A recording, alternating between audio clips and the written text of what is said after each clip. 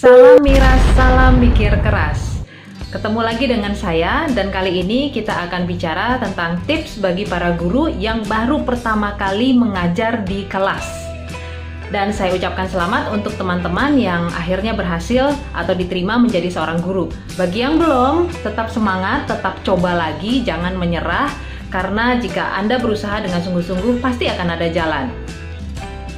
Konteks tips untuk kali ini adalah untuk teman-teman yang fresh graduate atau untuk teman-teman yang dulu pernah mengajar tapi karena satu dan lain hal akhirnya berhenti mengajar, misalnya habis lahiran, kemudian menunggu anak sampai usia sekolah dan setelah itu kembali ke dunia pendidikan. Nah, pasti deg-degan ya untuk pertama kalinya tampil di hadapan siswa. Mungkin di dalam benak kita muncul berbagai pikiran. Apakah nanti siswa-siswa akan suka dengan saya atau tidak? Apakah mereka akan tertarik dengan saya atau tidak sebagai guru mereka? Atau justru ada kekhawatiran seperti, aduh jangan-jangan nanti saya jadi bahan bulian bagi siswa. Apakah sepatu saya bagus? Apakah penampilan saya menarik? Apakah saya cocok jadi guru? Dan sebagainya. Bahkan mungkin kekhawatiran tentang jika siswa nanti bertanya sesuatu, apakah saya bisa jawab pertanyaannya? Atau apa jawaban yang tepat? Nah, segala kekhawatiran itu justru menambah kepanikan kita. Dan tentu itu bukan sesuatu yang baik. Mungkin kita familiar dengan moto iklan yang dulu pernah kita dengar. Bunyinya seperti ini, pandangan pertama begitu menggoda, selanjutnya terserah Anda. Nah, moto tersebut bisa kita jadikan sebagai tips pertama kita di video kali ini. Nah, artinya bahwa kita harus memperhatikan penampilan kita. Rapi, bersih, wangi, ya kan? Ngomong-ngomong soal wangi, kita tidak perlu sih harus beli parfum yang harga sekian yang sampai 2 digit dan segala macam, tidak perlu sih. Bahkan menurut saya, pewangi pakaian yang kita pakai untuk merendam pakaian atau ketika kita setrika pakaian kita, biasa kan kita semprotkan pewangi pakaian atau pelicin pakaian. Saya rasa itu saja sudah cukup. Kecuali kalau kita punya bau badan yang cukup berlebih gitu ya, tentu kita perlu menambahkan parfum secukupnya saja, jangan berlebihan sampai akhirnya tajam di penciuman orang lain gitu sehingga menyengat dan membuat orang tidak nyaman. Nah, di pertemuan pertama itu perlu diperhatikan. Bahkan saya rasa ini tips untuk rekan-rekan yang memiliki bau badan atau mudah berkeringat ya. Gunakan kaos dalam yang terbuat dari bahan katun supaya keringat kita terserap oleh kaos dalam tersebut. Dan saya yakin ketika aroma tubuh kita cukup menyengat, kaos dalam itu bisa membuat aroma kita tidak keluar gitu, dia akan tertahan di dalam. Sepertinya ini sesuatu yang sepele, tetapi percayalah ini sangat berguna, terutama untuk kalian yang memiliki bau badan yang cukup menyengat atau mudah berkeringat dan cukup banyak. Kita juga perlu perhatikan bagian yang lain, contohnya rambut, kemudian sepatu, pakaian kita, kemudian untuk para calon guru atau guru yang perempuan perlu perhatikan juga makeup ya. Nah, untuk rambut pastikan rapi, tidak kesana sini gitu ya, tertata dengan baik gitu. Tidak perlu sih harus ke salon terus di blow atau mungkin dikasih macam-macam gitu, tidak perlu ya. Seadanya aja, yang penting rapi, enak dilihat, menunjukkan bahwa kita siap untuk mengajar dan tampil di hadapan siswa. Nah, untuk makeup saya rasa natural saja sudah cukup. Ya, yang penting sekali lagi enak untuk dipandang, menarik untuk dilihat. Sepatu juga tidak perlu yang wah dan sebagainya, yang penting sesuai dengan pekerjaan kita sebagai seorang guru. Itu tips yang pertama. Tips yang kedua, pastikan bahwa Anda sudah membawa semua perlengkapan untuk mengajar pada hari tersebut. Contohnya laptop, kemudian pulpen, buku catatan, bahkan sekarang HP pun menjadi salah satu alat yang dibutuhkan di dalam kelas. Tetapi bukan untuk mengecek WhatsApp ya, atau cek-cek Facebook, cek Instagram dan sebagainya. Fokus di kelas, oke? Nah, kadang kita membutuhkan satu games kecil supaya ada engagement dengan siswa. Kadang-kadang pula ada games yang membutuhkan alat, ada games yang tidak. Nah, jika Anda membuat games yang membutuhkan alat, pastikan setiap detailnya sudah diperhatikan dan setiap alat yang digunakan sudah Anda bawa. Jangan sampai ada yang ketinggalan. Tiba-tiba nanti pas dicek, pas hari H, pas di dalam kelas, pas lihat, waduh, lupa bawa ini, waduh, lupa bawa ini, waduh, lupa bawa ini. Tambah panik lah, ya kan? Mungkin Anda berpikir bahwa, ya sudahlah nanti improvisasi saja. Bisa sih improvisasi, tetapi apakah kita bisa menjamin bahwa kita bisa melakukan improvisasi yang cerdas?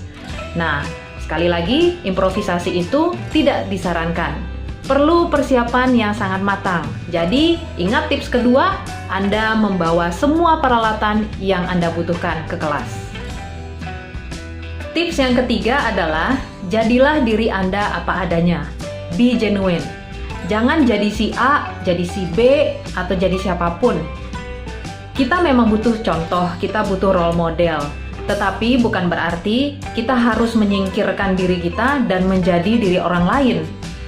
Kita contoh prinsip kerjanya, jangan contoh seluruhnya. Misalnya begini, ketika kita masuk kelas, tentu kita harus tersenyum. Itu adalah bentuk keramah tamahan kita dan bentuk sikap terbuka kita kepada para siswa. Nah, setiap kita tentu punya senyum kita masing-masing. Ada yang senyumnya begini, ada yang begini, ada juga yang penampakan senyumnya seperti ini, atau yang seperti ini. Kita semua punya senyum kita masing-masing, karena kita memang diciptakan berbeda oleh Tuhan. Selama senyum kita tidak melanggar hukum sosial atau hukum negara, saya rasa tidak akan jadi masalah. Intinya, prinsipnya yang harus kita contoh, bukan seluruhnya. Tentu beda ya kalau misalnya ada orang yang tersenyum, guru tersenyum masuk kelas sambil ngupil, atau mungkin sambil koprol masuk kelas, nah itu rada-rada deh tuh. Tips yang keempat adalah persiapkan materi dengan baik dan benar. Saya sarankan untuk persiapkan materi dalam porsi yang kecil saja, karena nanti waktu banyak digunakan untuk perkenalan guru, perkenalan siswa, mungkin juga akan ada games kecil, serta juga menyampaikan silabus dan topik-topik yang akan dicakup di dalam periode tertentu. Namun, bukan berarti kita tidak mempersiapkan latihan mengajar kita sendiri sebelum hari H. Saya sarankan Anda untuk latihan mengajar di hadapan teman-teman Anda dan mintalah saran dari mereka atau evaluasi dari mereka tentang bagaimana Anda mengajar. Tapi kalau Anda tidak punya teman, entah karena Anda memang tidak punya teman atau karena teman-teman Anda sedang sibuk, maka Anda bisa mencoba latihan mengajar di depan kaca. Atau rekam saja diri Anda menggunakan handphone, lalu simak lagi video tersebut dan lihat bagaimana Anda mengajar, ubah di mana yang diperlukan. Itu akan membuat penampilan Anda di pertemuan pertama nanti akan semakin menarik. Tips yang kelima, tips yang terakhir, pastikan Anda tidak melakukan hal-hal yang akan menambah rasa gugup Anda. Ya, contohnya Anda datang ngepas ke sekolah. Datang ngepas saja itu biasanya sudah menambah rasa gugup. Apalagi kalau kita datang terlambat. Betapa gugupnya kita karena masih banyak yang harus kita persiapkan sebelum siswa masuk ke kelas atau sebelum kita masuk ke kelas dan memberikan presentasi kita di hadapan para siswa. Oleh karena itu, bangunlah lebih pagi, kemudian berdoalah atau sembahyang dulu, kemudian jangan lupa beberes, mandi, sikat gigi, pakaian yang rapi, kasih pewangi kalau perlu, kemudian cek alat-alat atau perlengkapan yang harus Anda bawa, jangan sampai ada yang ketinggalan, kemudian sarapan itu wajib. Ya, dan kemudian ketika Anda melakukan perjalanan, kalau Anda tidak menyetir, coba mengingat lagi hal-hal apa saja yang akan Anda lakukan nanti di kelas di hadapan para siswa.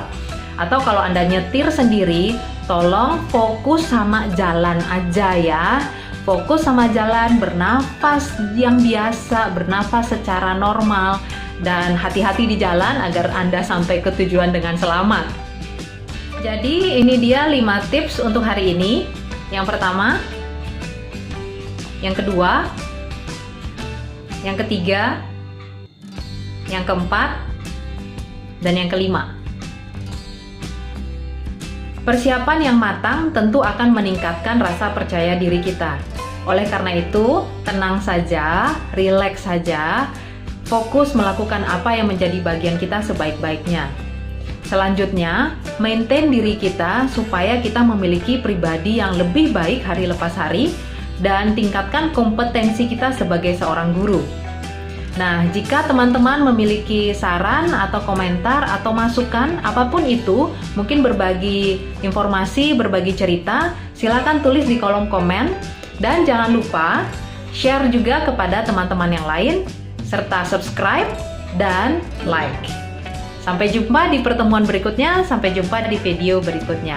Salam miras, salam mikir keras.